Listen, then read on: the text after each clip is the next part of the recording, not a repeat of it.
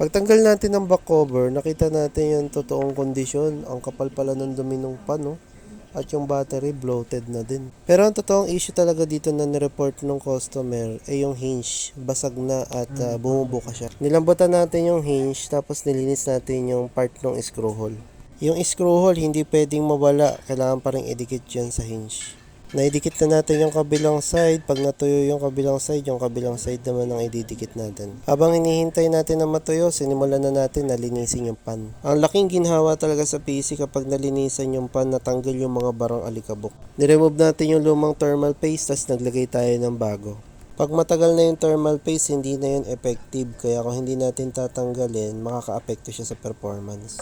Tinest nga muna natin yung unit bago natin isara yung back cover para matiyak natin na okay at walang problema. Parang brand new na, luminis siya at gumanda ulit yung galaw ng hinge. Parang walang bakas talaga na may nangyari. Good for 10 years.